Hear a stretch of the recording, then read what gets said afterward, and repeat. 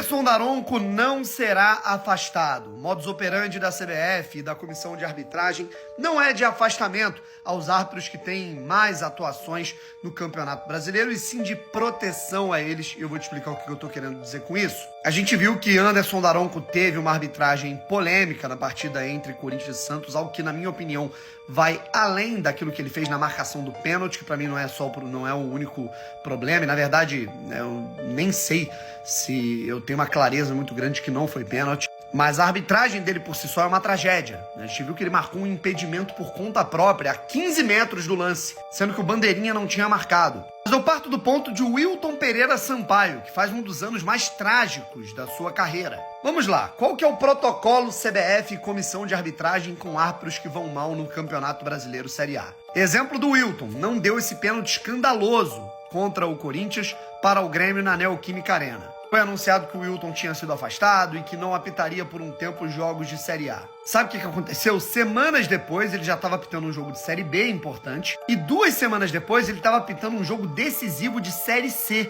em que, inclusive, ele foi muito mal entre Volta Redonda e Paysandu, em que ele se envolveu numa polêmica, numa expulsão de um jogador que ainda não tinha saído do campo.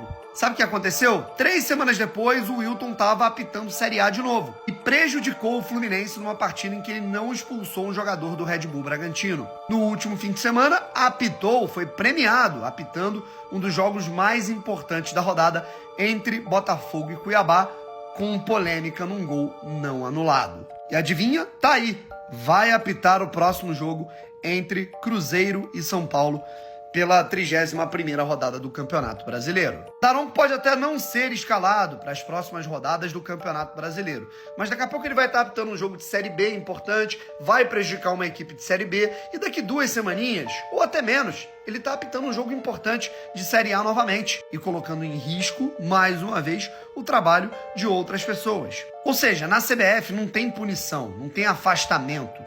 Caso ele não apite essa semana a Série A, vai a algum jogo da Série B, vai prejudicar algum time por lá e 2 semanas depois vai estar apitando um jogo decisivo de novo. Não existe punição, não existe reciclagem, não existe você atualizar o árbitro. No Brasil, você dá uma proteção para ele e depois ele volta como se nada tivesse acontecido.